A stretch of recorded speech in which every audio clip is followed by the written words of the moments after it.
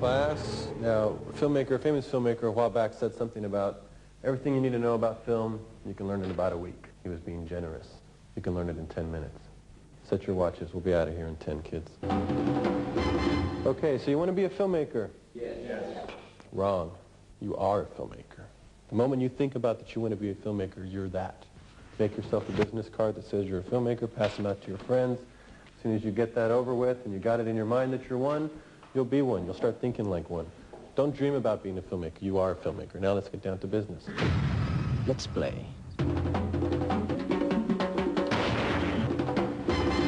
What you need to learn was that being creative is not enough in this business. You have to become technical. Creative people are born creative. You're lucky.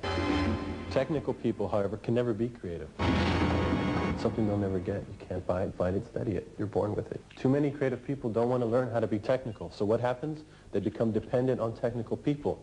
Become technical. You can learn that. If you're creative and technical, you're unstoppable. Experience. Do you have experience in movies? You do, right. You watch movies. Now you need to have movie experience. You're not going to learn from just watching movies. You'll learn some things. You'll learn more picking up a camera by making your own films, your own mistakes. Mistakes don't have to be mistakes. Everything is subjective. A mistake to one person is actually a piece of art to someone else. Hide behind that. Tell everyone it's art. You can get away with a lot.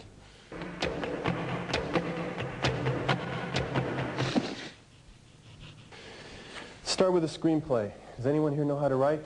No. Good. Everyone else writes the same way. Start writing your way. That makes you unique. You can take writing classes, that's good, but don't bother to go to film school or you'll be making films like everyone else. We want to see new films. How do you write a script? Well, you obviously don't have a lot of money or you wouldn't be in my class. So you want to make a movie? You don't want to spend a lot.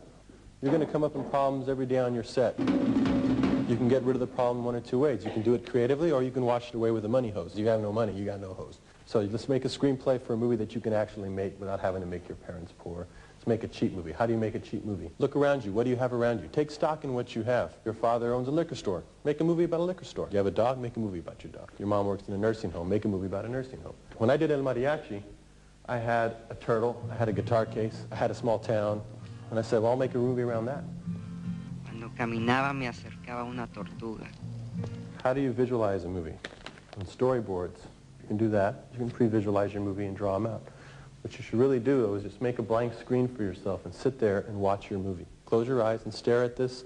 Imagine a screen. Imagine your movie. Shot for shot, cut for cut. Sit there, close your eyes, and get rid of everybody. Get rid of all the thoughts in your head except your movie and watch your movie. Is it too slow? Is it too fast? Is it funny? Does it make sense? Watch it, and then write down what you see. Write down the shots that you see, and then just go get those shots.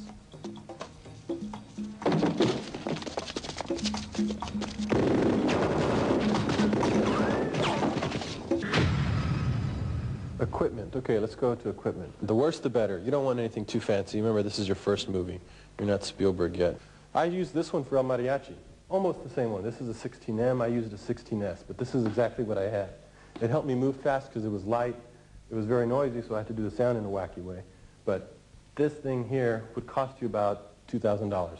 Don't spend that kind of money. Find some monkey who owns one. I found somebody who had one of these sitting around. He wasn't using it. I borrowed it from him. I shot my own movie.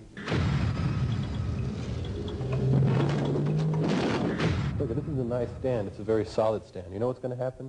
The camera's going to stay on the stand. You're going to just keep it there because it's so nice. Meaning your movie's going to look stiff. Take it off of there, sit in a wheelchair, push yourself around, get some energy in your film. That's the great thing about first films is they have so much life and so much energy.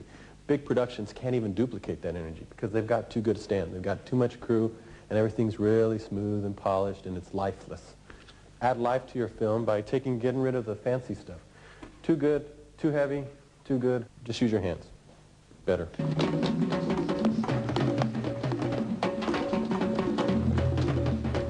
Here's a light meter. This isn't the right one. I broke my other one. This is a spot meter. That's okay, but it's too fancy. You just need one with a little white dome on it. Point it to your subject. Read the light. Look at the number on your light meter. Remember, the light meter's your friend. Feed that into the lens in the iris, and then you're set. You can start shooting.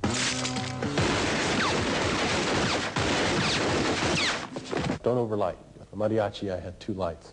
Regular light bulbs. They were balanced for indoor film, so it looked fine. In fact, everyone said the lighting looked moody because there was very little light. So again, your mistakes, your shortcomings, suddenly becomes artistic expression. Finally, post-production. When you finish shooting your movie, what do? These are your friends, my friends. Video editing systems, computer editing systems, anything like that. It's immediate, it's easy, it's cheap.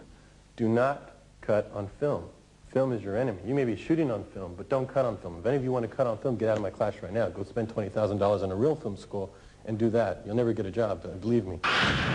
Everything's on computers or video these days. Film is slow, film is expensive, film is not creative. Film takes too long. You get one of these little moviolas, and it's such a pain in the butt to get the thing to cut. You're not even going to try any options. You're not even going to try to expand.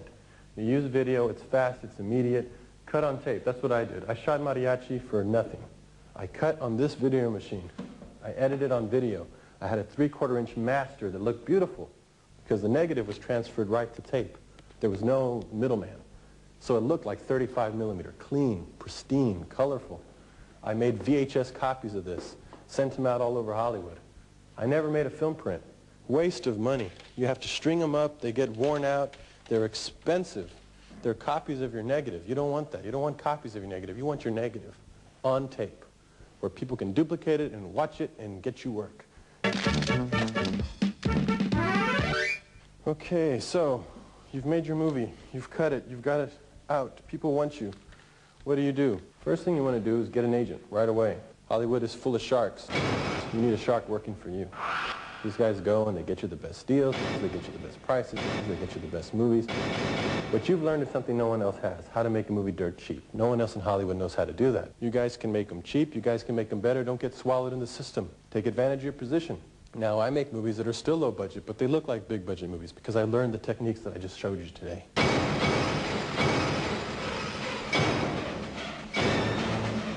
So what you want to do is go into Hollywood, make lower budget movies, do whatever kind of movie you want. They'll look big. They'll give you more freedom, more money, final cut, make your own posters, and that's where you want to be. If you make a big budget movie, don't be fooled. Money doesn't get you anything. Suddenly you're working for somebody. Suddenly they'll start telling you what actors to put in your movie because they're spending so much money, they have to make a lot of money back. If you keep your budget low, you don't have to make back that kind of money. It helps to have money, but it's not everything. What it is power, though. The more money you make in that town, the more people respect you, the more freedom you get. That's really what you want. The money is a means to an end. I don't have all day. I've got to go back and do my own films. So I hope you guys learned something today. I hope you grab some of these cameras and go shoot something of your own. I hope you write down the ideas that you have, the dreams that you have. Stop aspiring. Start doing. Get to it. See you in Hollywood. Be scary.